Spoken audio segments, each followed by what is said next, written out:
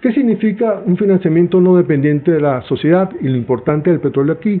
Bueno, que el petróleo le da a la estructura de autoridad y obligación una fuente de financiamiento prácticamente autónoma e independiente de la sociedad que regenta, sin ningún tipo de intermediación social y sobre todo también con pocos, por eso mismo, con pocos grados de contraloría social. Sí, es decir, ni transparencia ni contraloría. Claro, el Estado no depende, hubiera sido muy distinto, Claro. El Estado gomecista si hubiera dependido de los tributos, porque tiene que rendir cuenta, la sociedad estaría más preocupada en qué se destina el dinero que le sacan de los bolsillos a cada contribuyente. Pero cuando la riqueza no proviene de la sociedad, sino de una fuente tan extraordinaria como la del petróleo, por supuesto que quien regenta la estructura de autoridad y obligación puede hacer con ella lo que sabe. A su antojo. A su antojo y sobre todo a favor de su propia dominación política, que es lo importante aquí que es una del forma petróleo. De incorporar el poder también desde el área más económica, ¿no? Exactamente. El petróleo no solamente genera una fuente de riqueza económica tremenda, sino que usado para beneficio de quien regenta el poder, se utiliza entonces como una fuente de poder político importante. Y con el petróleo se abren los cauces del acceso a bienes culturales que no se tenían antes posibilidad alguna. Claro.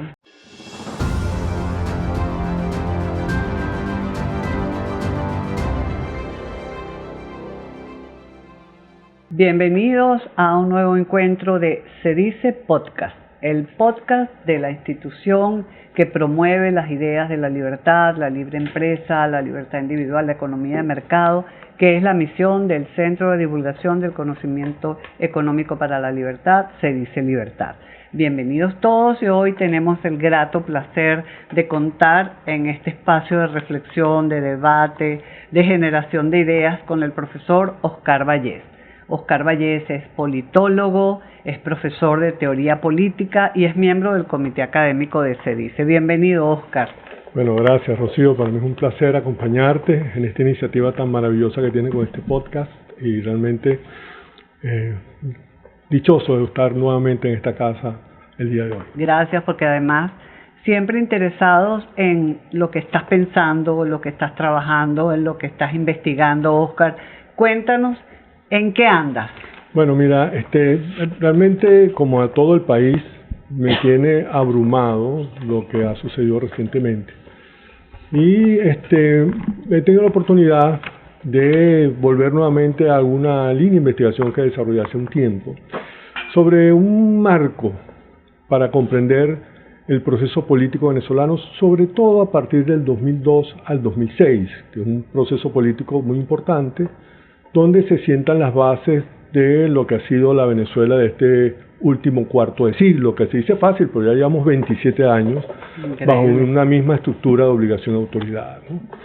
Y yo lo hice, y lo delineé, lo empecé a trabajar como parte de, vamos a decirlo así, del contexto marco en mis consultorías corporativas, en algunas conferencias que me invitaban para plantear temas muy concretos después, ¿no? Hacer análisis situacional y cosas de ese tipo, el oficio del politólogo, pues, ¿no? Haciendo análisis político de coyuntura. Pero últimamente me he dedicado básicamente a trabajarlo con más detenimiento.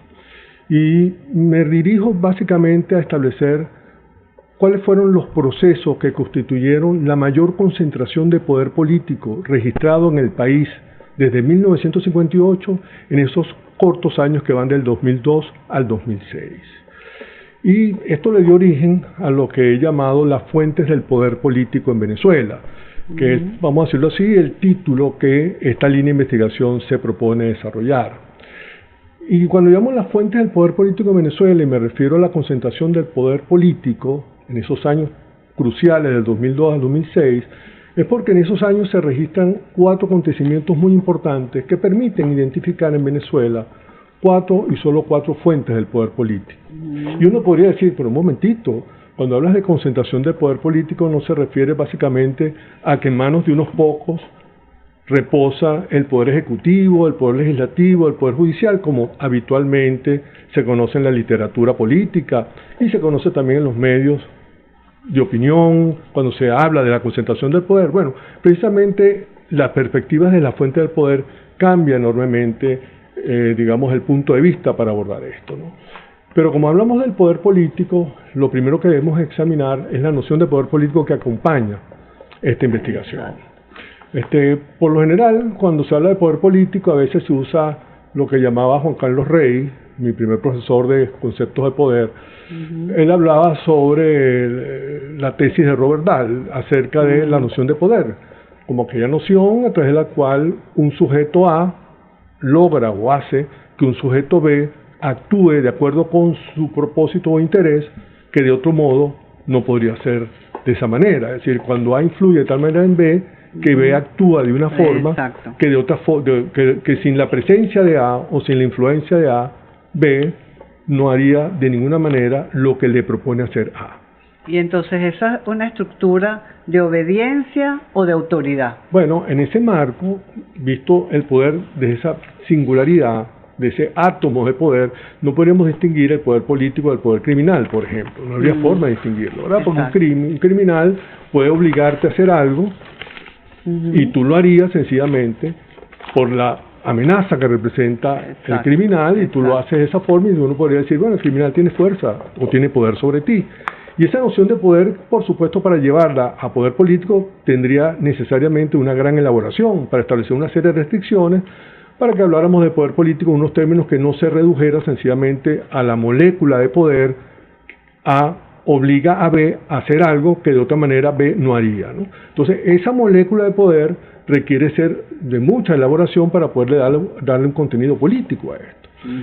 En cierta manera, la politología ha desarrollado cualquier cantidad de términos y concepciones de poder, y básicamente toda teoría tiene su concepto de poder. Y en literatura hay cantidad, ¿no? Así es. Entonces, de esa manera yo he tratado de hacer la mía propia. Muy interesante. Una mía en el sentido que una mirada de esto que me permita ser lo suficientemente plástica para entender los procesos tan importantes que se vivieron entre el 2006 y entre el 2002 y el 2006. Okay. Y aprovechamos mejor el tiempo si adelanto ya de una vez que el poder político, desde la perspectiva de la fuente del poder, como yo lo concibo, es la capacidad de producir cambios políticos profundos o de impedirlos. Y este es un concepto de poder político muy especial. ¿Qué significa esto? Que un gobernador de estado, por ejemplo, un gobernador del estado Miranda, no tiene poder político desde esta concepción. ¿Por qué? Porque no tiene capacidad para producir cambios históricos profundos o de impedirlos. De manera que estamos hablando de una noción de poder que escapa a las nomenclaturas del poder habituales o tradicionales en la literatura política.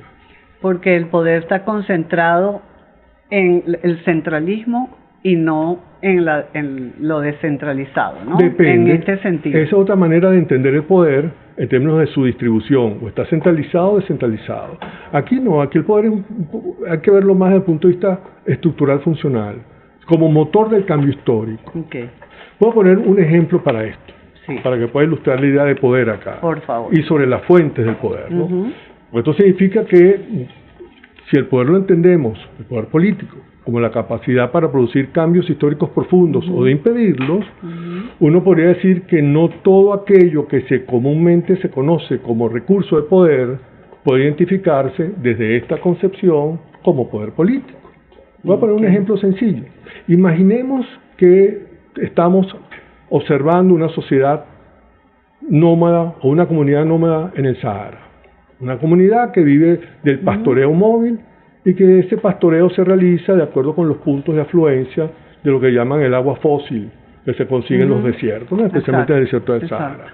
Imaginemos también que esta pequeña comunidad tiene un conjunto de tradiciones y creencias que le permiten, en cierta manera, una forma de vida común, ¿no? Y que rige en buena medida también una especie de cúpula aristocrática que opera como jefe de clan o opera como jefe de esa comunidad, ¿no?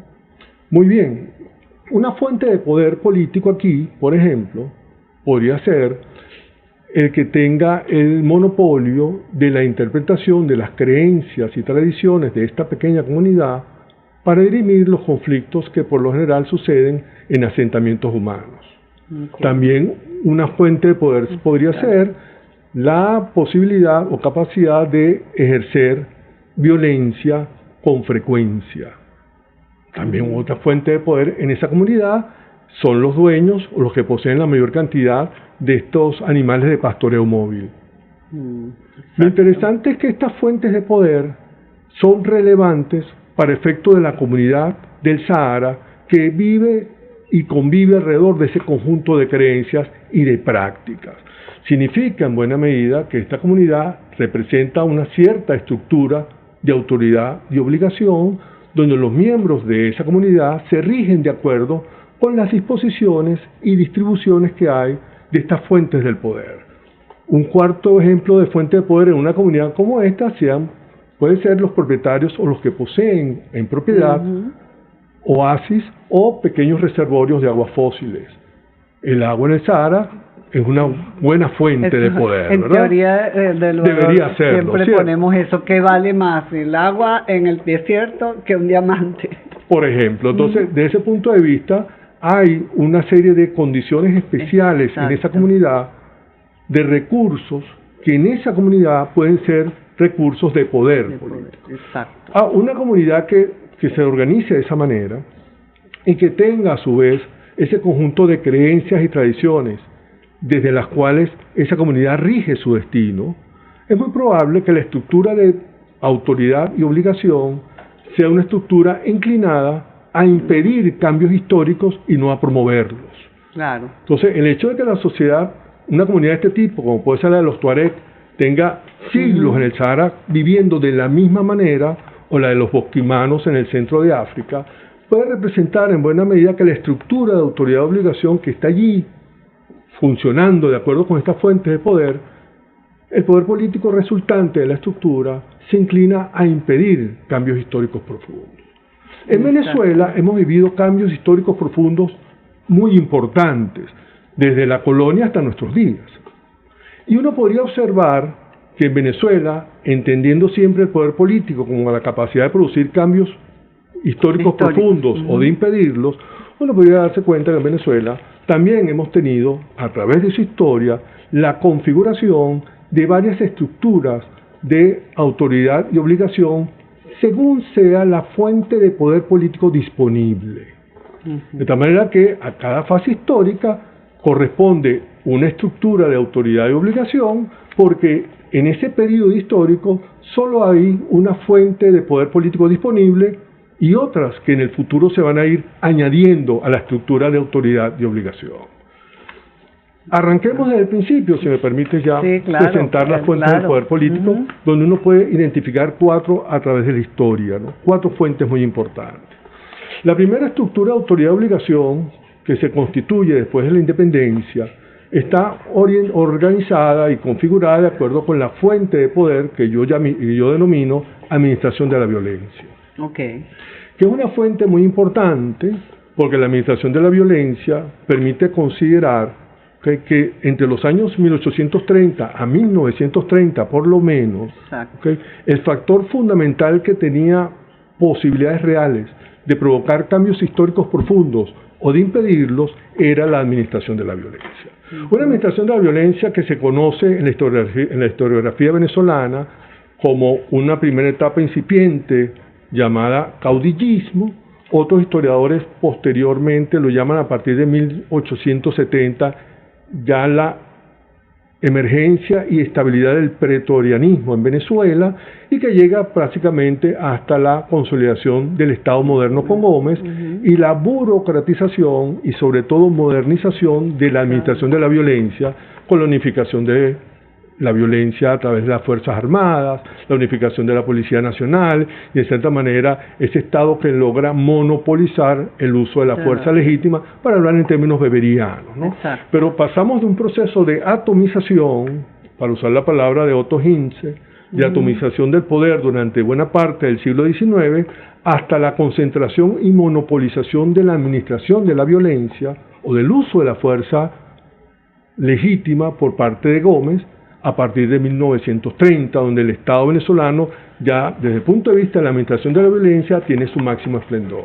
Pero cuando tú hablas de esa parte de Gómez, ¿tú crees que se entiende por legitimidad ese gobierno? Bueno, importantísima la pregunta, porque ahí hay que distinguir muy bien entre lo que nosotros en Venezuela corrientemente llamamos legitimidad de origen o de desempeño, que son categorías de legitimidad democráticas, y otra cosa es la legitimidad que puede tener una estructura de autoridad y obligación, ¿no? La legitimidad que nos interesa a nosotros es saber si esa estructura de autoridad y obligación logra preservar la autoridad, porque los sujetos o los miembros de la sociedad a la cual regenta esta estructura admiten la autoridad de quien la ejerce, sean cuales sean las razones que constituyen esa admisión, ya sea porque la admisión, yo admito la autoridad de Gómez porque me conviene, gano dinero con Gómez, yo admito la autoridad de Gómez porque me da miedo, temo levantarme frente a él, yo admito la autoridad de Gómez porque mi vida rige por otros caminos distintamente de Gómez, es decir, puedes tener cualquier cantidad de razones que pueden justificar la autoridad que una estructura de autoridad y obligación genera en los miembros de esa sociedad. De tal manera que el tema de legitimidad aquí, lo que importa en este caso es que la autoridad y obligación del Estado gomecista es una autoridad y obligación centralizada, monopolizadora del poder, administración de la violencia. Pero sabemos también que ese desarrollo tremendo que tuvo el Estado moderno y las raíces del Estado moderno con Gómez, se vio un segundo factor muy importante que emerge en la sociedad venezolana o emerge en la historia del país, para decirlo con mayor profundidad, ¿no? Que es precisamente la emergencia del petróleo. El petróleo le permite a Gómez un financiamiento tremendo de dicha estructura, le permite en buena medida también acelerar procesos de modernización no solamente del Estado, sino de la sociedad, y se expanden los sectores de servicios, se expanden los estratos medios. Y le permite entronizarse por muchos años. Nuevas relaciones con el mundo exterior, y en cierta manera lo importante aquí es que el petróleo empieza a constituirse alrededor de esa estructura de autoridad y obligación que venía prácticamente componiéndose del siglo XIX hasta su desarrollo más nítido, o que podamos identificar mejor con Gómez, configurando una estructura de autoridad y obligación con un nuevo componente de fuente de poder que no se tenía antes. Exactamente. Que es el financiamiento no dependiente de la sociedad, así lo he denominado por ahora. ¿Qué significa un financiamiento no dependiente de la sociedad y lo importante del petróleo aquí?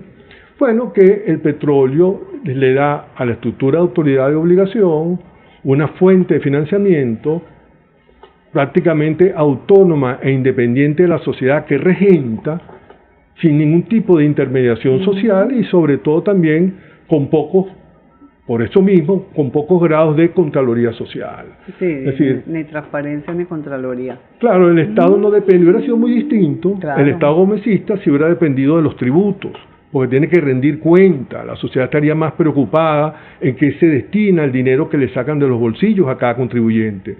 Pero cuando la riqueza no proviene de la sociedad, sino de una fuente tan extraordinaria como la del petróleo, por supuesto que quien regenta la estructura de autoridad y obligación puede hacer con ella lo que sabemos. A su antojo. A su antojo y sobre todo a favor de su propia dominación política, que es lo importante aquí que es una del forma petróleo. De incorporar el poder también desde el área más económica, ¿no? Exactamente. El petróleo no solamente genera una fuente de riqueza económica tremenda, sino que usado para beneficio de quien regenta el poder, se utiliza entonces como una fuente de poder político importante, y con el petróleo se abren los cauces del acceso a bienes culturales que no se tenían antes posibilidad alguna. Claro. Los estratos medios emergen desde allí, se da una cierta revolución de aspiraciones importantes. ¿Tú sientes que a partir de ahí que hubo como un ascenso de movilidad económica? Claro. Fue con Gómez entonces. Yo estoy convencido que por lo menos la generación del 28 es reflejo fiel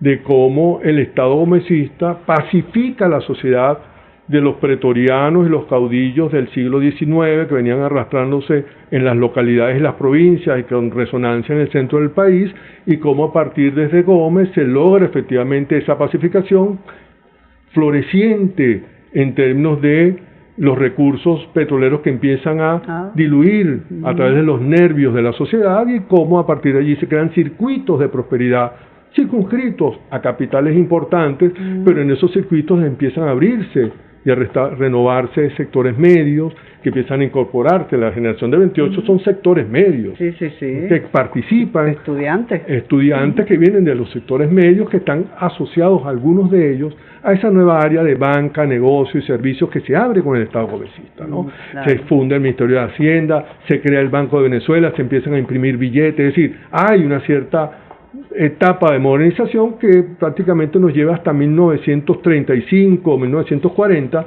que la historiografía, por cierto, ha estudiado muy bien, porque es precisamente el lapso o la década donde se empieza a diversificar la sociedad, a diferenciar las prácticas sociales y emergen las primeras asociaciones gremiales. Muy importante. Se funda CTV, se funda Fedecámara, se fundan partidos políticos, los gremios profesionales toman un nuevo aire y se fundan nuevos colegios profesionales, se abre en buena medida la posibilidad de que una sociedad civil, entre comillas, incipiente, en semilla, en germinación, arranca a partir de, en esta década del 30 al 40, que la historiografía ha estudiado muy bien, generando lo que se conoce en la sociología política latinoamericana como la revolución de aspiraciones, ¿no? Que es en cierta manera el preámbulo de la participación política. Los eventos que van del 45 al 48, con la primera elección simbólica de Gallegos a su posterior elección como presidente y después derrocamiento, fue en buena medida una semilla incipiente también, un preámbulo, el nacimiento de los partidos, un crisol de lo que podemos llamar la tercera fuente del poder político en Venezuela, que empieza a darse por esos años, pero que finalmente cristaliza en 1958 y que yo la denomino respaldo popular. Pero fíjense bien, hasta 1958 al menos teníamos una estructura de autoridad y obligación cimentada en dos grandes fuentes de poder: administración de la violencia y recurso petrolero. ¿Okay? Y esos años del trienio ADECO, como pasó a la historia de llamarse, esos años incipientes, le mostraron al pretorianismo, a estos militares que se interesan por la cosa pública y aspiran a dirigir la cosa pública, como bien define el concepto pretoriano, empiezan a darse cuenta que la respaldo popular es un factor que está creciendo en la sociedad de una manera incipiente. Bueno, en el año 58 el respaldo popular se incorpora a la estructura de autoridad y obligación en Venezuela, que sigue siendo la misma estructura, pero una estructura que va sufriendo cambios importantes en las reglas y en las prácticas que la distinguen como estructura política. Y a partir de 1958, quienes monopolizan el respaldo popular hacen algo fabulosamente importante desde el punto de vista democrático.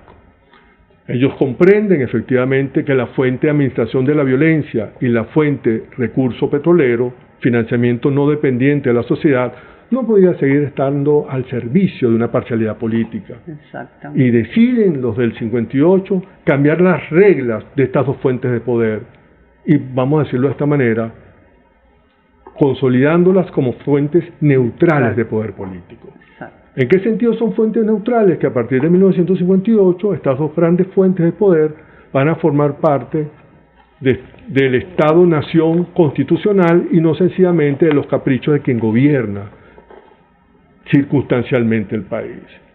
Y en segundo lugar, definen una regla por excelencia, que es la regla del respaldo popular y sus instituciones.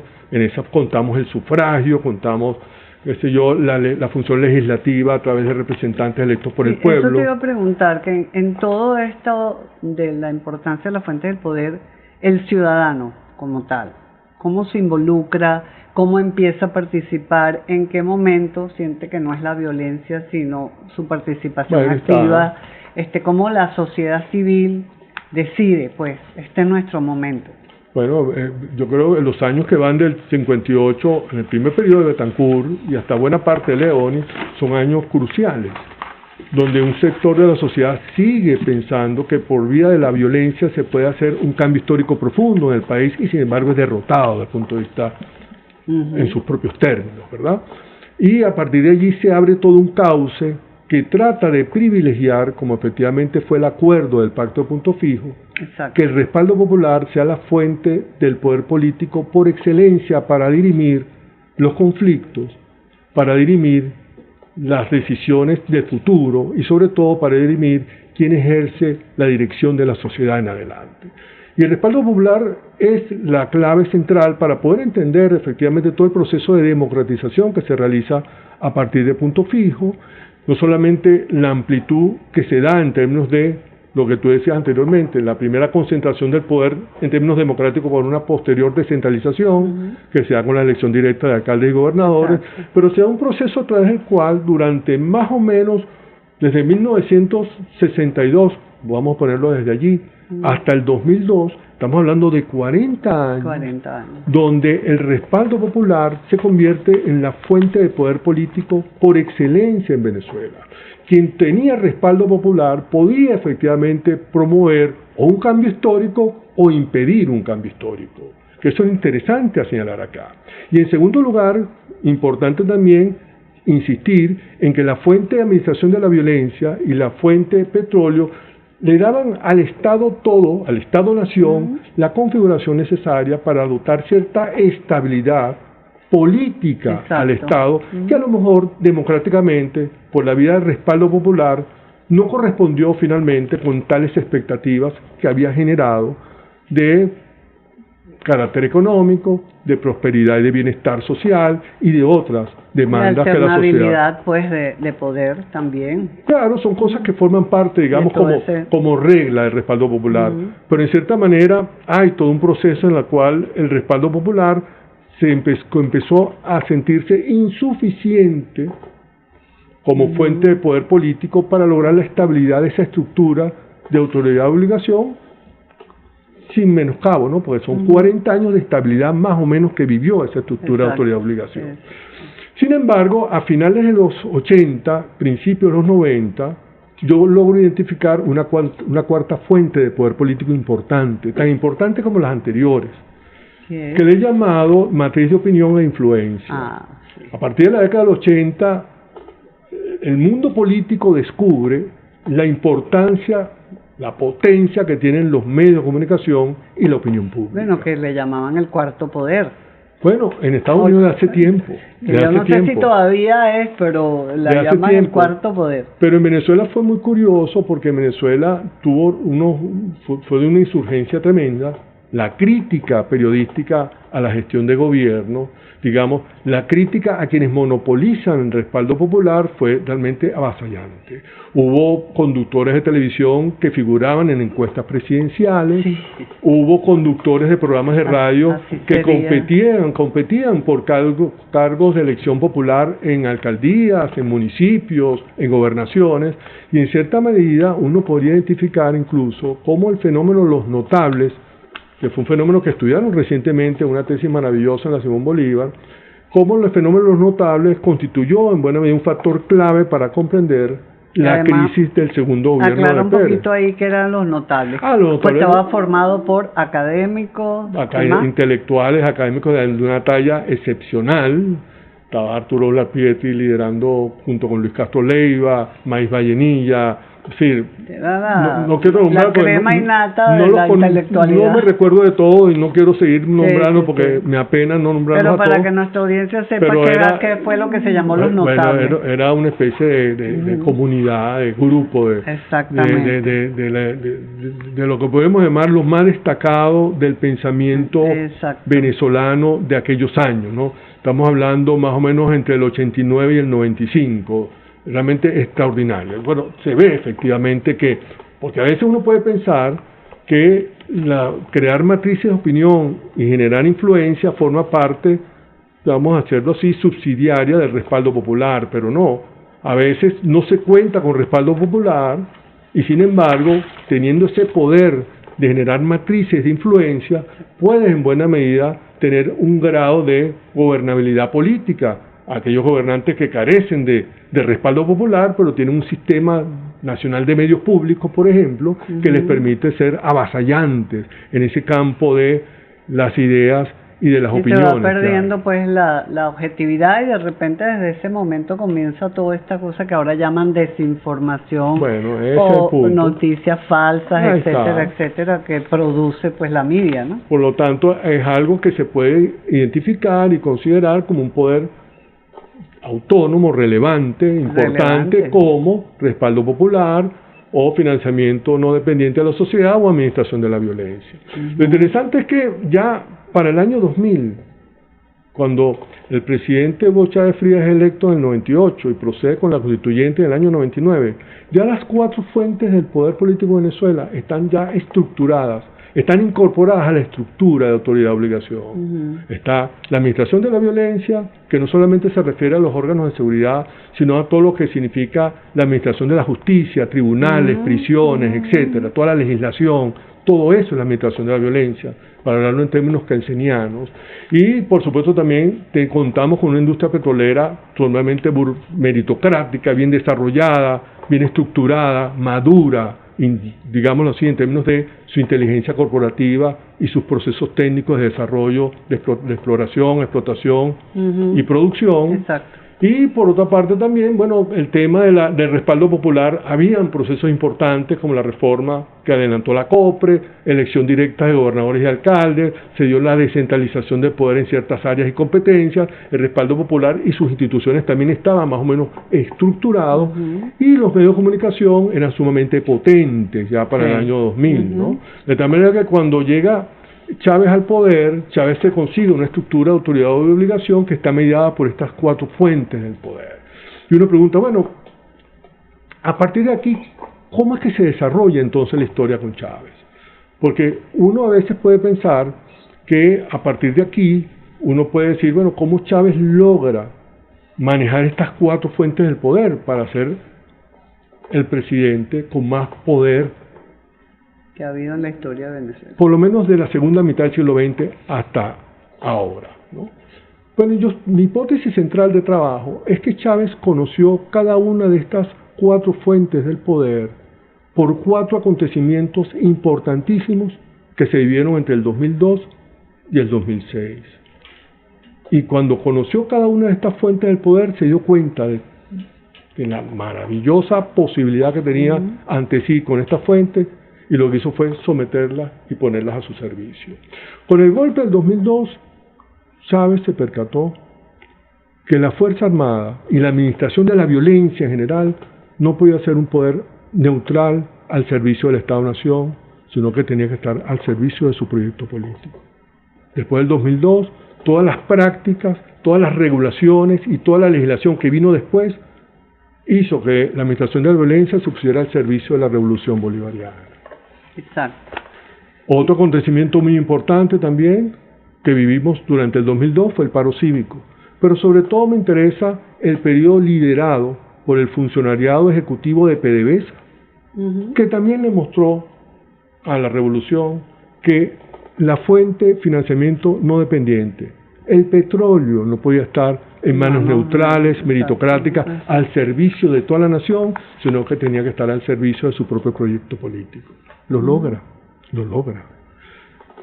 Con un evento que es el tercer acontecimiento muy cercano a mí, muy querido por mí, como fue el referéndum de 2004, trabajaste ahí donde tuve con Súmate la dirección nacional. Bueno, también en ese evento de referéndum, Chávez se dio cuenta que el respaldo popular no es una fuente de poder político que hay que convocar cada 4 o 5 años, sino que es una fuente de poder político que hay que tener continuamente como un flujo constante para preservar el poder. Y crea, y vigilarla, ¿no? Desarrolla las misiones, el sistema de redes clientelares más fabuloso que se ha desarrollado en la historia de América.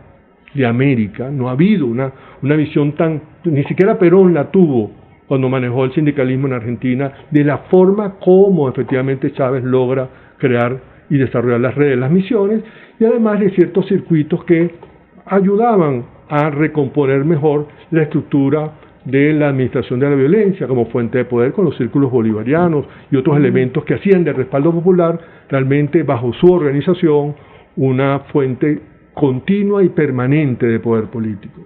Y finalmente, con otro referéndum, ya el de la reforma constitucional del 2007, Chávez se da cuenta que efectivamente los medios de comunicación no podían estar, digamos, en manos de personas, de manos privadas objetivas, neutrales o en cierta manera comprometidas con el Estado-Nación, y Chávez procede en marzo del 2007 a cerrar Radio Caracas Televisión, y con ello se cierran 56 emisoras de radio entre ese año y el 2011, se cierran a su vez 4 canales televisivos de la provincia y una buena cantidad de periódicos impresos.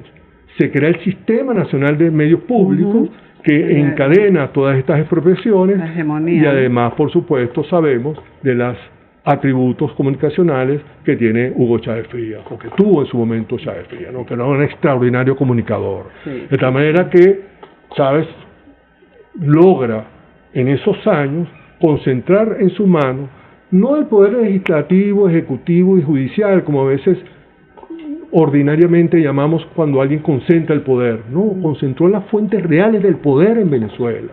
Tuvo bajo su total disposición, para su propio criterio y para su propia permanencia en el poder, y sobre todo impulsar su proyecto de socialismo del siglo XXI en nuestra querida Venezuela, las 4 únicas fuentes del poder político en Venezuela.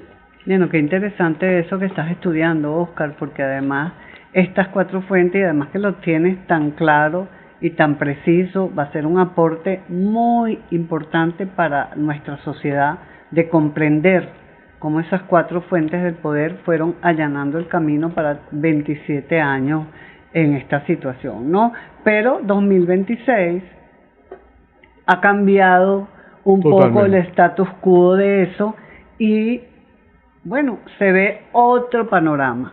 ¿Cómo estás viendo tú, para ir concluyendo, Óscar? Porque este tema da para otro podcast, otro Se Dice Podcast, que lo haremos cuando ya hayas avanzado un poco más tu investigación y la posibilidad de publicación, porque esto se tiene que publicar para que le llegue a mucho más gente. ¿Cómo estás viendo este 2026 a partir de todos estos cambios que se están suscitando? De una manera, así, para hacer un puente, Maduro hereda estas 4 fuentes del poder, las hereda, ¿sabes? Se las pone en mano, lo vimos todo por televisión, y sin embargo, efectivamente, el señor Maduro no logra consolidar la fuente de petróleo, se le desgaja en las manos, y por el otro lado, sus mensajes y sus capacidades comunicacionales no respondían a las exigencias del sistema de medios públicos que había fundado su predecesor, y por supuesto vimos durante los años 14, 17, 18 y buena parte del 19, en esas grandes fotografías que salían en los portales del segundo piso de la autopista, donde veíamos por un lado la Guardia Nacional y por otro lado manifestantes, enfrentándose en la autopista, como las únicas 2 fuentes del poder político disponibles en Venezuela, administración de la violencia y respaldo popular, se enfrentaban por el cambio histórico, que es lo que está de fondo aquí en juego en Venezuela. Entonces, en el 2006, ¿qué es lo que tenemos? 2026. En el 2026, ¿qué es lo que tenemos? En el 2026 tenemos lo siguiente. Tenemos efectivamente la administración de la violencia que está, como vimos recientemente, en funciones. Está nítida y en funciones. No tenemos un respaldo popular todavía organizado y estructurado porque no le han permitido expresarse al respaldo popular. Se expresó el 28 de julio del 2024. ¿Okay? Pero sabemos ya bajo qué condiciones y cuál fue el resultado de esa primera expresión del respaldo popular. Pero el respaldo popular es una fuente de poder que está latente en el país, como siempre lo estuvo desde 2014 hasta hoy. Las otras 2 fuentes de poder, medio de comunicación y matrices de opinión, bueno, todos están organizándose alrededor de esto. No hay, digamos así, proyecto político en Venezuela, ya sea desde el gobierno o desde la oposición, que no esté preocupado por tener influencia en los medios, por tener sus redes sociales, es decir, forma parte, digamos, de una fuente de poder que hasta ahora no ha sido, por lo menos, monopolizado, aunque sigue sometido a censura y a ciertos controles. Y finalmente, la fuente de financiamiento no dependiente, el petróleo, estamos dándonos cuenta que está siendo remozado. Y esto es muy importante, ya que lo traes al 2026. Esto es muy importante porque esta fuente es la fuente crucial para financiar cualquier proyecto de cambio histórico o de impedir el cambio histórico. Porque esto hay que verlo de las 2 caras, ¿no? Tú puedes tener estas 4 fuentes de poder como la tuvo el señor Chávez, ¿no? Para producir cambios históricos o para impedirlos. Chávez produjo un cambio histórico profundo gracias a estas 4 fuentes del poder. Veremos cuál será el destino de esta Venezuela en 2026 cuando se restaure esta fuente importante por político como es el financiamiento petrolero y que quedará entonces para el respaldo popular, que es la que esperamos que emerja con fuerza. Que es, creo que lo más importante que tiene que surgir, el respaldo popular. No, interesantísima esta conversación con el profesor Oscar Vallejo, y le digo, Oscar, de verdad que nos dejas con mucho sabor a seguir, ¿no?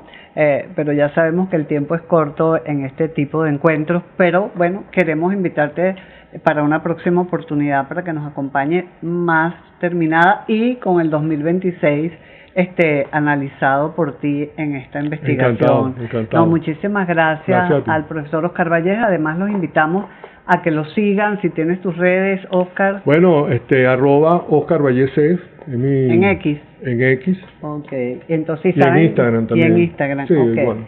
Pues síganlo a este programa que va a estar disponible dentro de poco para que lo vean, lo sigan, lo comenten, le manden sus inquietudes al profesor Oscar Vallejo a través de las redes de Se Dice, en X @Se y en todas las demás, y en el YouTube, donde va a estar transmitiéndose este programa de Se Dice Podcast, @Se Dice Libertad. Muchísimas gracias y nos vemos en un próximo encuentro.